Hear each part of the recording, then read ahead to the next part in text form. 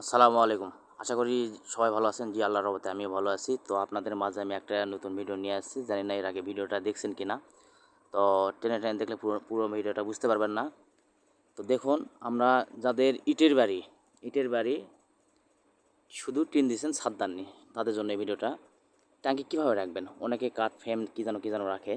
তো এইভাবে রাখবেন, এটা হলো সবচাইতে নিরাপদ এবং ভালো।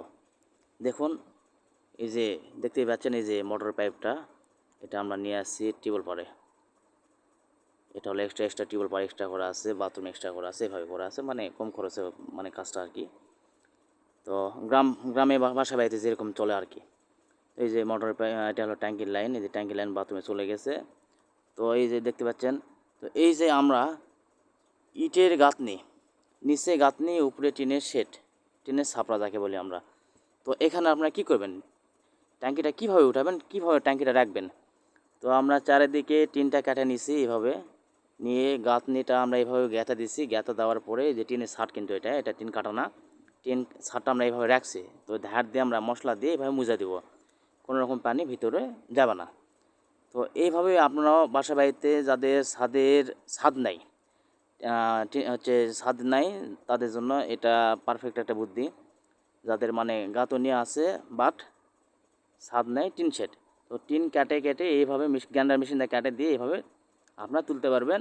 দিয়ে ওখানে স্ল্যাবটা দেখতে পাচ্ছেন, এই স্ল্যাবটা আমরা নিচে জমা নেওয়ার পরে এই স্ল্যাবটা উঠাই দিছি, তারপরে ট্যাঙ্কি রাখছি, সুন্দরভাবে এটা করছি।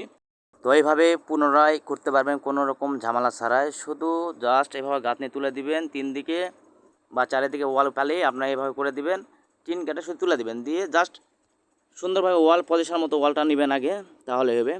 আর তাছাড়া এটা ফার্স্টটা না, আমরা আরও দু একটা বাসা বাড়িতে কাজ করছি এরকমই। তো চলেন ওই ভিডিওটা একটু স্কেপ করে আমি দেখাই। চলুন এই ভিডিওটা একটু দেখুন। জি দেখুন, আমরা এই যে আরেকটা বাসা বাড়িতে এইভাবে কাজ করছি। এভাবে চারিদিকে এটা ওয়াল উঠাইছিলি, উঠা নামার পরে আমরা এভাবে স্ল্যাবটা মাঝখানে জমা দিয়ে এরকম ট্যাঙ্কির উপরে স্থাপন করছি, এতে কোনো সমস্যা হয় নাই। তো টিনের বাড়ির জন্য এটা পারফেক্ট একটা বুদ্ধি। এটা টিনের বাড়ির উপরে শুধু জাস্ট গাঁথনি করে দিলেই এনাফ। তো এখন দেখাবো কীভাবে এগুলো আমরা ফুটাগুলো মুজাবো, টিনের কাঁটাগুলো। চলুন। তো দেখুন, আমরা কিভাবে টিনের কাঁটাগুলো আমরা মশলা দিয়ে এটা পুনরায় ঢেকে রাখছি। তো এইভাবে টিন কাটা শেষ, ট্যাঙ্কি রাখা শেষ, সম্পূর্ণ কাজ শেষ হওয়ার পরে এইভাবে দিয়ে রাখবেন। আর মশলা দেওয়ার পরে টিন বেশি খোঁচাখুচি করবেন না, তাহলে মশলাগুলো নড়ে যাবে, পানি পড়ার সম্ভাবনা বেশি থাকবে এতে। তো দেখলেন আপনারা, ভালো লাগলে অবশ্যই লাইক করবেন, শেয়ার করবেন, সাবস্ক্রাইব করবেন, আমার পাশে থাকবেন। আর আপনারা এই ধরনের কোনো পরামর্শ চাইলে অবশ্যই কমেন্ট বক্সে জানাবেন, আমি ইনশাল্লাহ উত্তর দেওয়ার চেষ্টা করব। সবাই ভালো থাকবেন। আসসালামু আলাইকুম।